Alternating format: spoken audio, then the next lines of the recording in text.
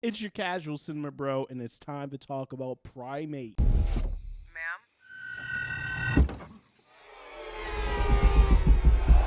He found me.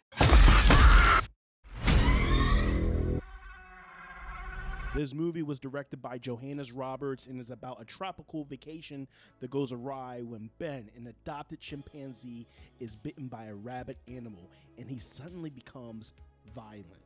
This movie is the perfect example of low risk, high reward, and the reward was high. I was already excited to see this movie because it reminded me of films like Cujo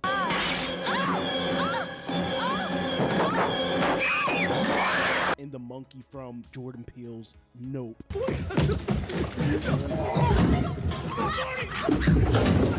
Now, what stood out most about this film was the use of practical effects, which seem like a lost art nowadays with the use of CGI.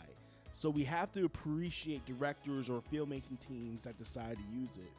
Ben the chimpanzee was actually played by an actor, Miguel Torres Umba, and the filmmaking team used prosthetics and puppetries to make him into a more convincing, frightening animal. So shout out to the filmmaking team because they nailed it. Ben was scary, his movements felt unpredictable at times, and it made his kills feel that much more ferocious. Yes, CGI is cool, but the practical effect gives a level of realism that can enhance a horror movie. Next, I thought the kills were bloody good. I'm not super into gory horror films, but Primate did their thing. From the opening scene to the final death, they did not hold back and were very creative. I also really enjoyed the score. It had this late 70s, maybe 80s horror slasher soundtrack to it. I may sound crazy for saying this, but it reminded me of Halloween at times. Finally, this movie has a really tight story and runtime of 1 hour and 29 minutes, which was perfect for this type of film. It doesn't waste any time. It gets straight to the point.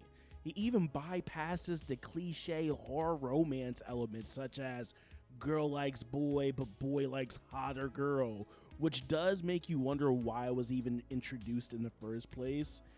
Which does lead me to my only issue with this film, the story.